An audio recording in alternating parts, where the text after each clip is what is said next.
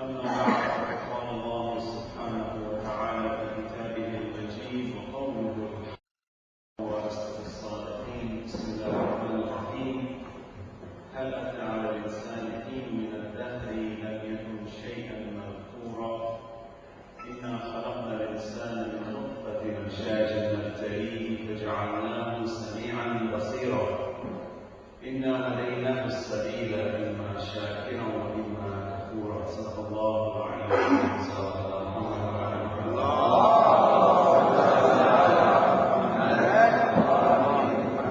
I begin in the name of Allah, the Beneficent, the Merciful, Allah subhanahu wa ta'ala, who is the originator of everything that exists in this universe. He is the one who has fashioned us, programmed us, directed us, given us energy to move to our ultimate goal, and that goal is none other than paradise. Allah subhanahu wa ta'ala has created us essentially for us to go to paradise. But the value of this paradise to the individual receiving it is subject to the individual appreciating the value of the gift.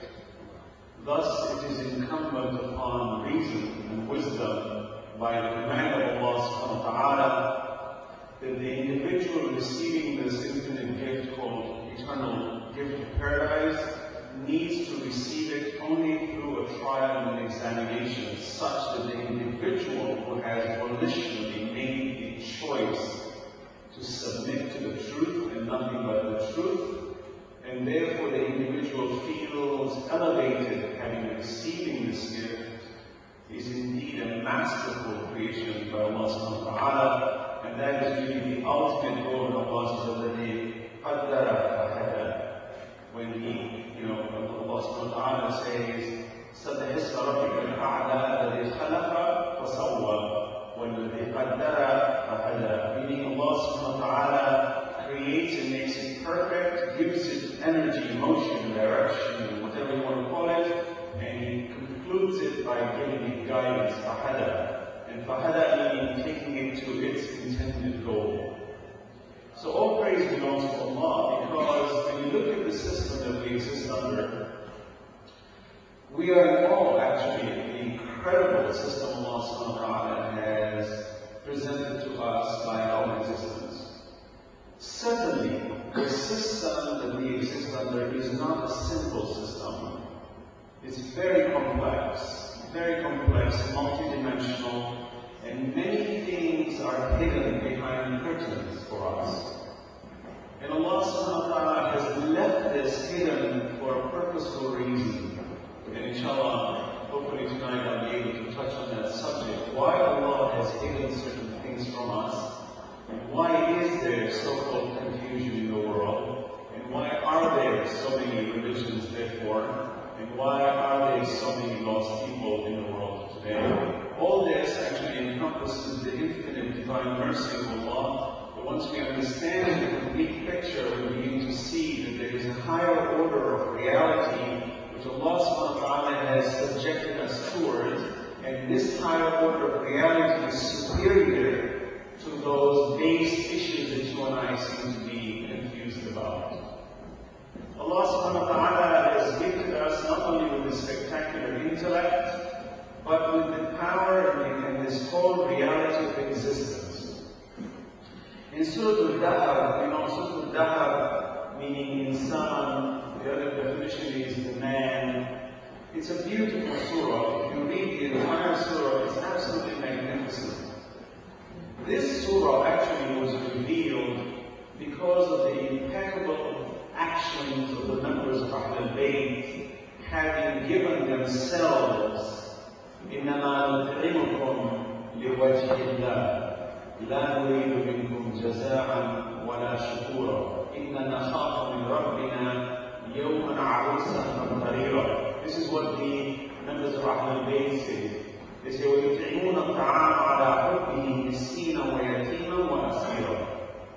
They say they gave this charity, to the orphan, to the poor, and to the wayfarer. And when they were told that what reward should be given, it says, لَا نُرِيدُ مِنكُمْ جَزَاءً. We want no reward from you. We have done this purely for Allah. Okay? So Allah subhanahu wa ta'ala is setting the standard in this surah beautifully, and inshallah, hopefully given the time and given the blessings of Allah in this kind of a gathering, hopefully we'll be able to reach that fruition just on the surface level to appreciate the masterful Quran Allah subhanahu wa ta'ala revealed to us. Many of us have doubts about the validity or the impeccability of the Quran, i.e. infallibility, because none of us, or most of us, are not masters of this book, and therefore, when somebody does pose a question to us, how do you know your book is infallible? Or they will bring two verses that seem to show some kind of a contradiction. Say, look, there's a contradiction here, and see there's a problem. And you kind of become perplexed a little bit, figuring, well, is my Quran really infallible, and is it really a miracle that Allah subhanahu wa ta'ala says to us it is? Or is it just something that we've been told to consider it to be a miracle, when in fact it is not a miracle? Well, further from this last statement, indeed, the Quran is indeed a miracle. It's just a matter of what we call intellectual computation that brings about the spectacular value of this incredible book of the Quran. On that note, I say to my respected sisters and brothers in Islam, Assalamu alaikum wa rahmatullahi wa barakatuh. I'm blessed by Allah subhanahu wa ta'ala to have this opportunity once again to see some of my familiar brothers, faces, and beautiful faces of the true believers of Alulbayt. It's a great gift of Allah in this vast universe to be able to get together and reflect on our own existence and the existence of the Almighty Creator. I think there's nothing superior. I mean, one can look at the grandness of this great universe, and really when you examine it, it's all mechanical in many ways, but the beauty of the mechanics comes in the spirit of the mechanics. You know, there's something that happens, it doesn't mean anything. It's when you add the spirituality, the dimension of morality, the love, the intention, the direction, the ascension towards Allah, that this mechanical instrument becomes valuable. So having an expensive car, for example, doesn't really mean anything. It's the experience of the expensive car that makes the expensive car expensive. Right? It's the fact that this car can turn on the dime, as they say in America. It can turn on the dime, meaning it can turn perfectly, and it makes great, it feels great, it hugs the road. It's the experience, it's a higher order to the mechanics. And then there is that ascension of feeling good after you've driven it, or just owning it feels good. It's not mechanical. You know, when you own a car, there's no mechanics there. There's a spiritual order of ownership. There are no springs tied to your car, but everywhere you walk there's a spring, you know. So who's the owner? I just follow the spring, you know the owner is. You know, I can give the keys to you, but I'm still the owner of the car. There are no strings attached. Right? But there's a higher order of spiritual domain that drives the value of the very material entities in life, that gives validity to all the existences that we have. And therefore, in this grand universe, for a group of believers getting together in the month of Ramadan, discussing Allah subhanahu wa ta'ala is superior than all the grandeur elements of this great, vast universe. So I'm honored by Allah subhanahu wa ta'ala to have this opportunity, and I hope that we will be able to touch some of the wonderful aspects of this great religion, Islam, so that we can read from it and grow and get closer to Allah, and at the same time pull others from the muddy pathways and bring them to higher elevations where they can see the grand beauty of the spectacular creation.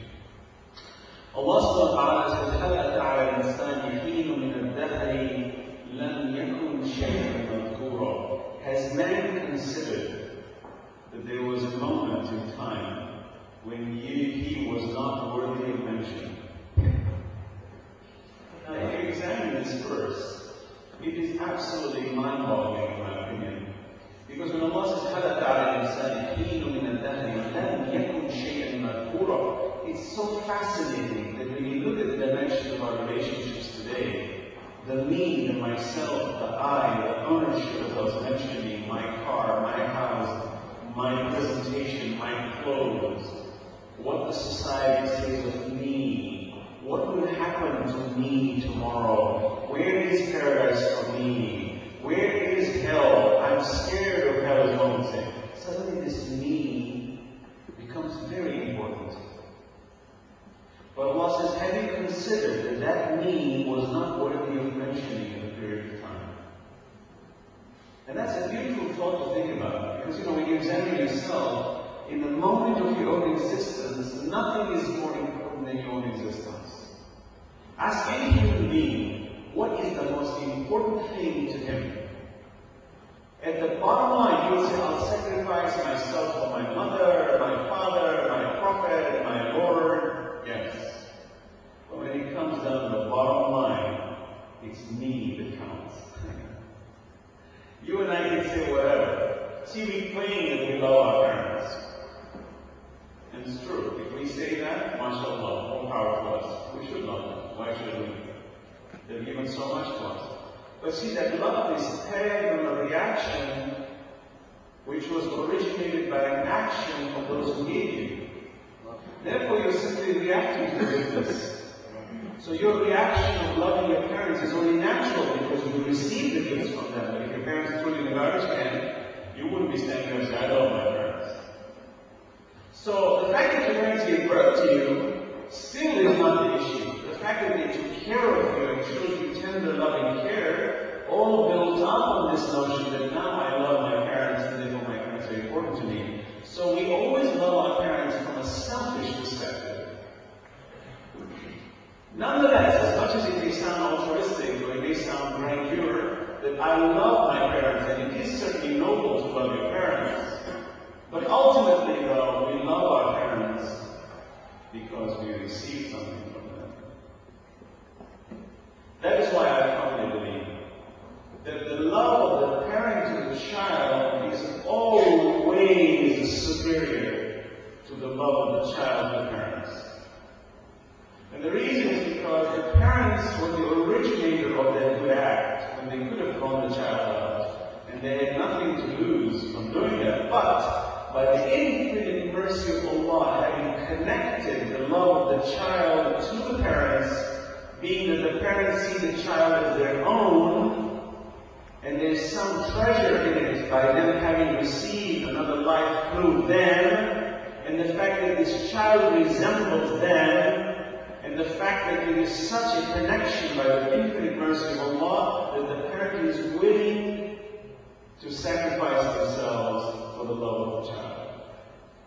Once again, the parent is superior, but there's a higher order, for Allah is the one who put that love in the parent, and therefore the parent did a good deed. Once again, I go back to the very basic philosophy here, that all good originates from Allah subhanahu wa ta'ala.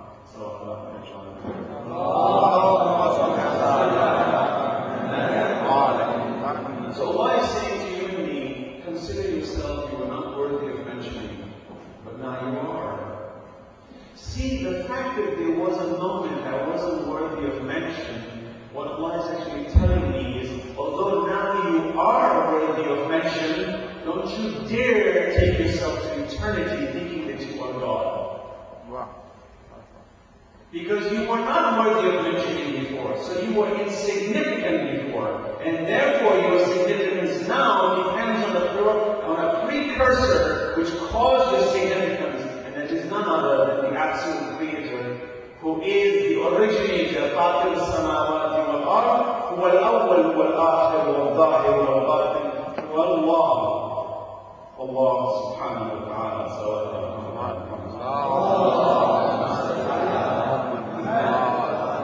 So Allah wants us to understand that. Then Allah says, إِنَّا خَلَقْنَا الْإِنسَانَ مِنْ نُطْفَةٍ أَمْشَاجٍ. What a masterful statement. And if you look at the perfection of the verses, and I will give examples, you will not find such verses in any divine book on earth. Go to any religion in the world, you will not find such statements in any so-called divine book of any religion on earth. So those of us who are doubtful about the validity of our great faith, Islam, or we may be skimming the surface of this great faith, let's just start tapping into the beauty of this incredible religion and begin to see that even from a surface level, let alone the depth of it, it is sufficient evidence that there is no religion in the world that speaks like this, and therefore this must be a divine book. Allah subhanahu wa ta'ala says, What a spectacular verse. We created man from that which claims in light estimation, meaning this thing that man we call the zygote, sperm of the egg. This is one aspect of it. The Mufassirin say, Amshaj has many meanings, but let's take just one of it. Allah says, never to try him. Wow, to try me? Why do you want to try me? Allah already knows what's going to happen to me. Isn't He the all-knowing? Isn't He the all-knowing? He already knows. This is a typical question we get from a lot of our youth, that Allah already knew what was going to happen to me. He knows how many people will go to hell. He knows how many people will go to paradise. So why did He create those who go to hell? This is a typical question asked by most people in the world. The all-knowing God already knew that mankind, a certain portion of them, will end up in hell. Why did He therefore create them? Here Quran says, نَبْتَلِيهِ, to test you. If you look at the essence of the examination, and I mentioned this before, the essence of the examination requires a just system, meaning I must be examined in a just examination. Don't fool me with exams. Don't give me what we call a pseudo-exam, which has no meaning. And Allah mentions in the Quran many places that Allah does not indulge in sport and play. مَا خَلَقْتَ هَذَا بَاطِلًا. The Ulul Albab says, مَا خَلَقْتَ هَذَا بَاطِلًا سُبْحَانَكَ فَقِنَا عَذَابَ النَّارِ. You didn't create this for nothing. There's a reason here. There's a great reason. And we'll tap into this inshallah, and I'll move to another subject very rapidly with these issues and build into the same issue with regards to the Quran. You find Allah subhanahu wa ta'ala has shown us fundamentally that in this exam it is necessary for you to pass through it in order for you to elevate yourself. If not for an exam, there is no way you, the individual, the me, the myself, and I, will ever appreciate your own existence. So one can argue, why not put humans who are going to go to paradise straight into paradise? Forget the trial. Let's bypass this trial and put you straight in paradise. Examine the value on a very, very fundamental level. Let's take paradise as the entity you are receiving in the material sense. I give you an example. Two people owning $100 million. Two people have $100 million. Equal amount in quantity. Assuming these two persons are the same in quantity, therefore they are occupying, for example, $100 million, for example, is a certain space in paradise. Just not complicated issues, but a simple example. Both of them have $100 million. So in quantity, they both have it. One inherited it from his father and didn't really work much, the money just grew. The other one, his father was a very poor man, he died, but he struggled, and he suffered, and he climbed up the ladder, and deciphered right from wrong, and systematically built an empire with $100 million. At that specific moment in time, I took a snapshot, and I froze the event, and I said, two people, quantity-wise identical, I pose the question to you, who is better? Without blinking, everyone will tell you the second one, the one who suffered. But I say, wait, in quantity they both have the same. Why don't you say they're both the same? So there is a higher order to the individual possessing the material, that it is not the material that completes the circle, but rather the individuality attached to the material, the individual that rose and suffered and gave his heart and soul and blood, and having reached that high state, is undoubtedly superior to the one who simply received it. Don't you agree?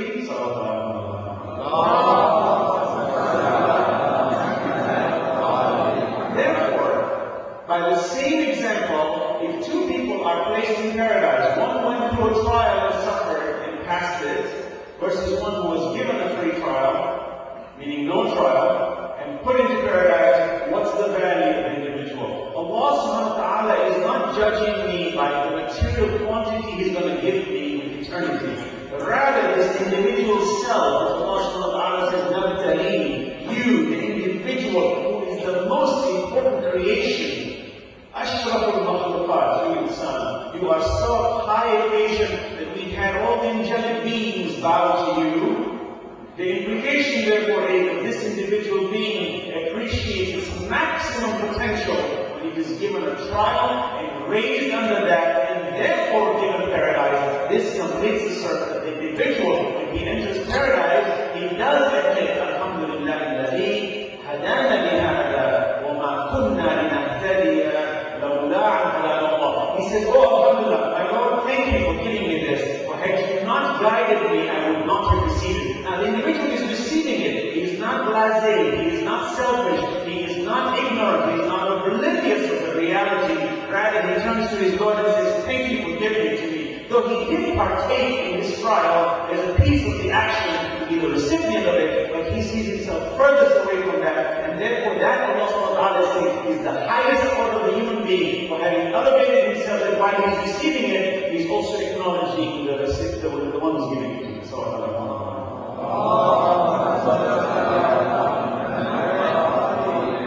Honestly, I ask you a question. If there are two people sitting in this room, one is a bazillionaire and the other one is completely poor. But the one who's very, very poor is extremely wise. Very wise, very honorable, has an aura of presenting. An inner quality which cannot be attained by wealth. An inner quality that requires struggle and the deciphering of the difficulties of this life, and to figure out ways in which to avoid the evils and to maintain the purity of life, versus the other one who is super wealthy but lacks the quality of the first. Ask anybody in the world which is better. Wise people will always tell you the first one is better. Only materialist fools will tell you the second is better. But even when he says that, ultimately he's going to come back to his first one. Because there is no better than an individual who has elevated his status, regardless of his material quantities. That's why Allah says, Inna akramakum indallahi atqakum. The best to Allah is the one who is highest, God-fearing. So the trial, when Allah says, Nabtalihi, Allah is not putting us to undue difficulty in order to play a game. Allah already knows where we will end up. Rather, Allah subhanahu wa ta'ala is putting us through this system so that you and I should elevate our own standards and we become party to the self-elevation, such that when Allah does confer upon us His rewards that we do not deserve, we feel we've partaken a piece of our own action through this free will, and Allah is indeed merciful in elevating us on that level.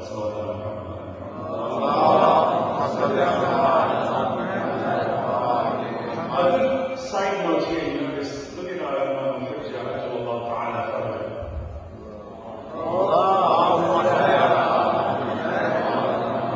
Allah subhanahu wa ta'ala has hidden him. People are complaining, why have you hidden him? We need him. Let him be tangible. Let's go and talk to him, touch him, let him come around and give us directions, Why is he hiding? That's the material angle.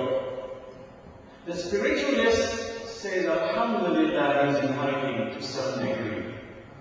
Why? Because when you look at that, it's not that the spiritualist wants the Imam to be hidden. No. To him, the Imam is really not hidden, but the Imam is behind the curtain. Putting something behind the curtain causes the one on the other side of the curtain to struggle more to be able to see through the curtain. And in order to be able to see through the curtain, you have to struggle and suffer, because you have to look at all the, now as one would say, using the intellect, all the intelligent clues with regards to what is really behind the curtain. But if something is so prominently in front of you, your brain doesn't need to function to find clues. It's like the detective. If everything is in front of him, he doesn't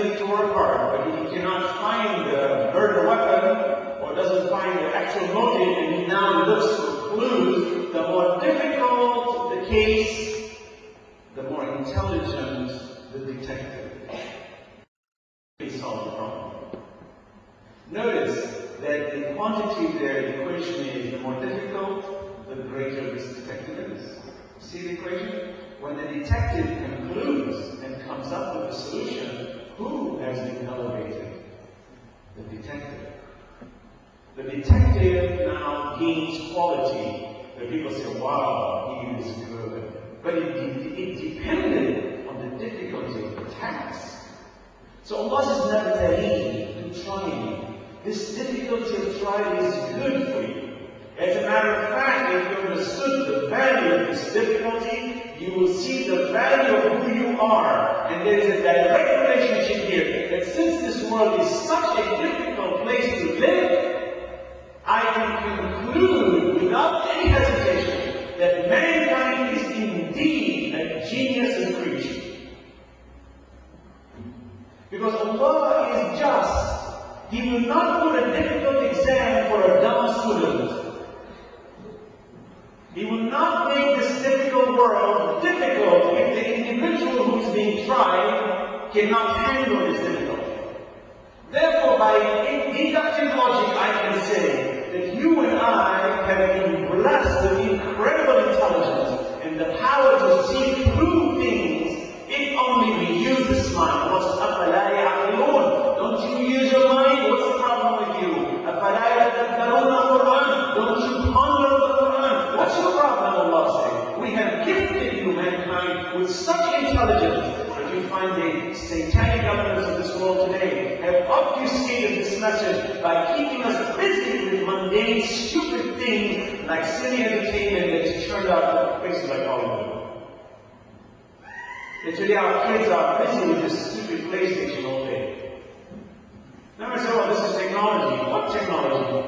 I mean, there's one thing for children to play where they should get meditation. You find kids don't even say their prayers because they're so busy with this silly gadget. There's a limit to this. If they need to play, let them play.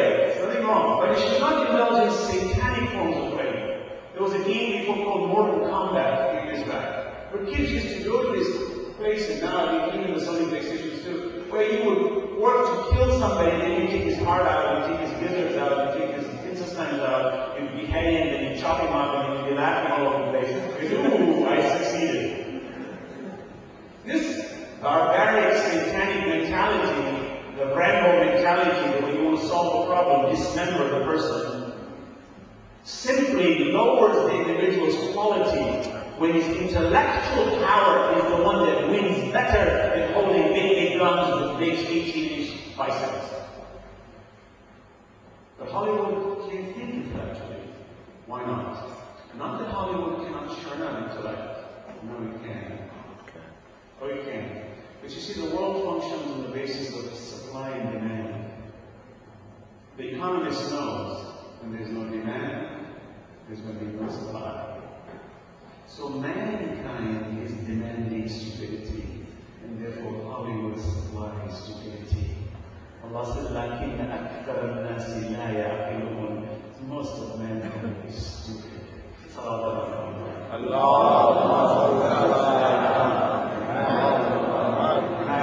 you hear what I just said? Most of mankind is stupid. It's better than what I was saying. 2 minutes ago you told us we're geniuses. We're intelligent. You say we're gifted. What is this now? You belittle me. Precisely. The potential is there, but the movement isn't there. Therefore, we are indeed stupid. Allah said, "Kal-an'am," this mankind is a disbeliever. Bal hum adal. He is like cattle. Allah says, they are like cattle. Allah says, nay, worse than cattle. I'm worse than cattle. The cattle is moving all over the place. He has no idea what he's doing. He's just chewing grass all day. I'm worse than him? Allah says, yeah. Because the potential you have been given, when you cease to use it and you seal it and you do not function with it, then you will be held liable. And Allah says, on that day we will ask you, what did you do with this gift we gave you? This is the gift of the intellect. Look at how the Quran continues. نَبْتَلِيهِ فَجَعَلْنَاهُ سَمِيعًا بَصِيرًا.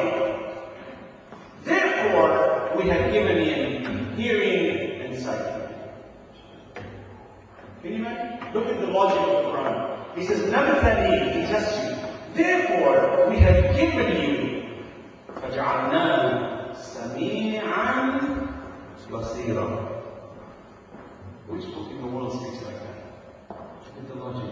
Allah says, I gave you your radars, your sensors. The two most powerful sensors, this too. Use it. Go on and try it. Now, Sami and Basira doesn't only mean these two, by the way. It's metaphorical. Meaning when I touch, I can smell, I can taste with my feelings, you know? I can feel, I can smell a person. I can see, a blind person can see a person. So don't take it literal. When Allah says Sami'an Basira, He is giving us the elements of our radars. He says you've been given these five senses and your sixth intuition. Now you are armed. So go for it. Then Allah continues beautifully. He says, Inna alayna as-sabila. We have guided them in the right path. Imma shakira wa imma kafura. We have guided this mankind whether he is grateful or he is not grateful. Notice the ayah. Imma shakira wa imma kafura. Right in this verse alone, Allah subhanahu wa ta'ala is negating the whole notion of predestination. Allah subhanahu wa ta'ala in this one verse alone shows us the power of free will. Because when Allah says whether he is grateful or ungrateful, the implication is very clear that this trial is purely based on free will. No predestination. We do not believe in fate, where Allah has decreed everything and there's nothing human can do to change it. Utter nonsense. This in fact negates the whole justice system of Allah subhanahu wa ta'ala. We'll speak about it some other day. But here let's understand the fundamentals. Allah says, Imma shakira wa imma kafura. Meaning, free will is at play and the infinite mercy is at play. Meaning that even the atheist is given his sustenance. Even the disbeliever who rejects Allah or adds to Allah is given his existence. He is not denied his pleasure. He is not denied his health. He is not denied his food. He is not denied his existence. So Allah says, Imma shakira wa imma kafura. How beautiful. Just look at the fundamental principles of this verse. Few verses, just 4 verses, for 3 verses of Surah Al-Dahab, Allah subhanahu wa ta'ala establishes the entire fundamental principle of righteousness. So let's take it to the next level. Allah subhanahu wa ta'ala is trying us. What is this trial? The trial is very simple. We must submit to the truth. That's the trial. As simplistic as one would give an answer to, we must submit to the truth. Whatever the truth is. Give it any name you want. Whatever you want to call it, whatever color you think it is. It must be the truth. If it is the truth, submit to it. You will be rewarded. That's the condition. Allah subhanahu wa ta'ala says, we created this universe in truth. If you subject yourself purely to the truth, there is no way you will miss the boat.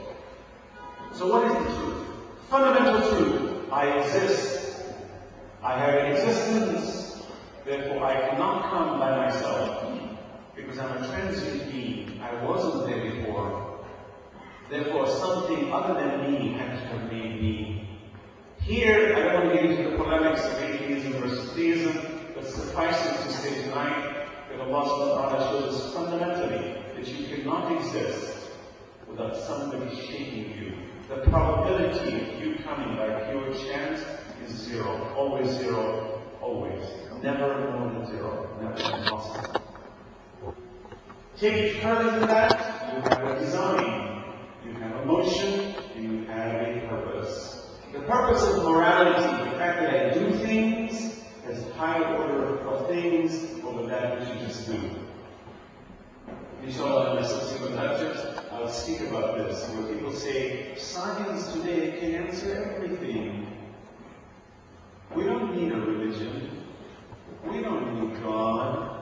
Science can answer everything. It sounds good, doesn't it? It's a nice touch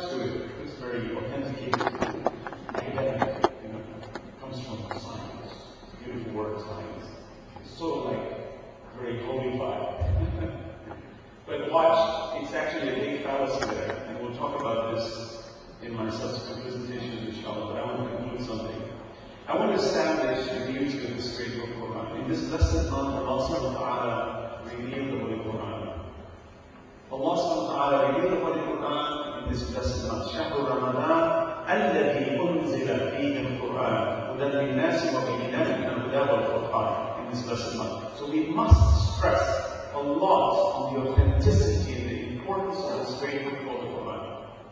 It is not something you and I should take lightly, and it is a month which Allah subhanahu wa ta'ala says, because of this great month, Shahr Ramadan, where the Holy Quran, إِنَّا أَنزَلْنَاهُ فِي لَيْلَةِ الْقَدْرِ وَمَا أَدْرَاكَ مَا لَيْلَةُ الْقَدْرِ لَيْلَةُ الْقَدْرِ خَيْرٌ مِنْ أَلْفِ شَهْرٍ. This blessed month is better than 1,000 months. Why is it better? We must be asking, why? I'm in it, I'm experiencing it, I'm fasting, I'm remembering Allah. Why is it important? Allah subhanahu wa ta'ala gives us many reasons. One of the main reasons to understand it is the fact that this great book, the Holy Quran, was revealed in this blessed month. This miracle. So we will discuss this inshallah, but let me just set the standards of the fundamentals of the Holy Quran. Number one, the Quran is an infallible book. It was not brought in written form, it was brought in speech form through the mouth of the messenger, which was then commanded to be written down.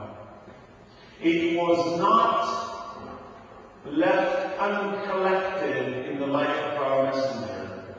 Whoever concocts this fabrication, this stupendous lie, that the Quran was scattered all over the place, and then under the third caliph, second and third caliph, it was all collected nicely, and alhamdulillah, we were saved somehow from destruction. Our messenger seems to have been so forgetful, astaghfirullah, that somehow he just forgot to collect it. He worried so much about every little thing, but he forgot to collect the Quran. Every Muslim hangs on to it. Can you imagine the ludicrous history that we are subjected to? That our messenger left this world without appointing, without collecting this? Can you imagine the nonsense that's brought in this world? And it's accepted? You think Allah subhanahu wa ta'ala is going to leave us on Judgment Day having accepted this nonsense? Never! Allah subhanahu wa ta'ala says, قُلْ أَتُعَلِّمُونَ اللَّهَ بِدِينِكُمْ? Are you teaching Allah your religion? You think we are that stupid? Our message was impeccable, perfect. لَقَدْ كَانَ لَكُمْ رَسُولِ اللَّهِ أُسْوَةٌ حَسَنَةٌ. He is the best example. Who is it? خُلُقِ الْعَظِيمِ, the best creation. He is the master of it. I will continue on this subject inshallah tomorrow about the impeccable nature of the Holy Quran. But let me conclude here that if you examine the whole Quran, its collection, you notice that there is no chronology to this book. Verses that were revealed first are later. Verses that were revealed last are earlier in the chapters. Why? Because Allah subhanahu wa ta'ala, whenever the verses were coming, Jibreel used to say to the messenger, put it together here. This verse will be in this chapter, in this verse. The collection of the Holy Quran and its compilation was done in the lifetime of the messenger. And its potential, putting the book together was done in the lifetime of the messenger. And when our messengers say, إِنِّي تَارِكٌ فِيكُمُ الثَّقَلَيْنِ, this is hadith mutawatir, accepted by Ahl Sunnah wal Jama'ah and the Shia. All schools of thought accept this hadith very clear. إِنِّي تَارِكٌ فِيكُمُ الثَّقَلَيْنِ كِتَابُ اللَّهِ وَإِتْرَةِ أَهْلِ بَيْتِهِ. I leave you two heavy things. The book of Allah. It didn't say those scattered pieces of paper hanging around somewhere. Inshallah, you collect it after and go back. Inshallah, maybe, Allah will protect you, inshallah. But you figure it out. Sometimes it's hidden under something in there. Hopefully, those will come and eat it, But inshallah.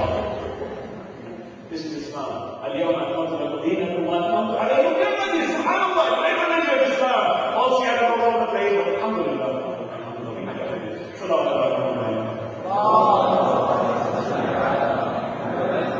I'm being facetious about it because it's a preposterous thought.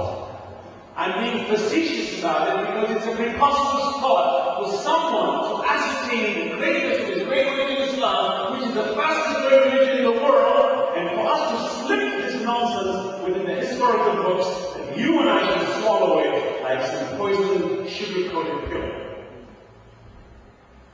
We're fools in accepting that. I'm not pointing a finger at anybody, but let us be wise Muslims and say, never. I cannot accept that. Forget the schools of thought. It has nothing to do with schools of thought. It's got to do with the reality of religion.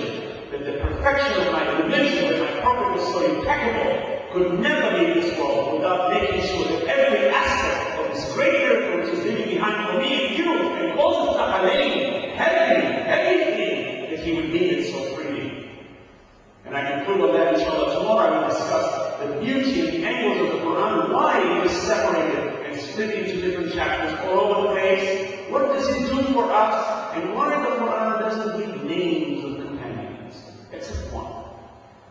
Companions of the Messenger are not mentioned in the Quran at all, except one.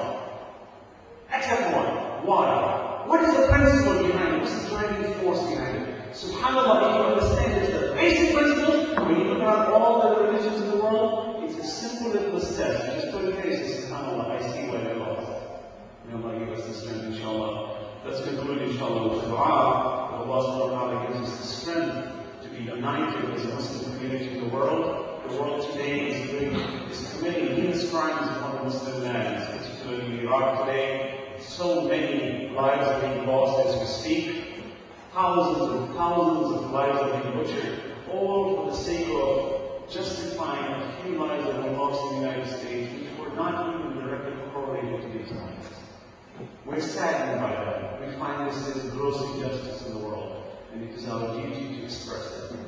But the only way we will overcome this destruction is for you and I, as a Muslim Ummah, regardless of what school of thought we belong to unite on the front line that our Islam is one who's saying Allah, the Messenger, the Quran, and the Kaaba, and our Qibla is the same. And that should be sufficient evidence that we must join together. بسم الله الرحمن الرحيم.